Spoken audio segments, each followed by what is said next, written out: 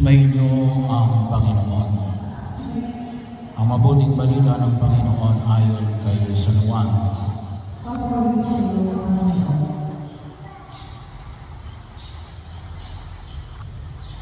Noong panahon sinabi ni Jesus sa kanyang mga alagad kung paano iniibig ako ng Ama, gayon din naman iniibig ko kayo.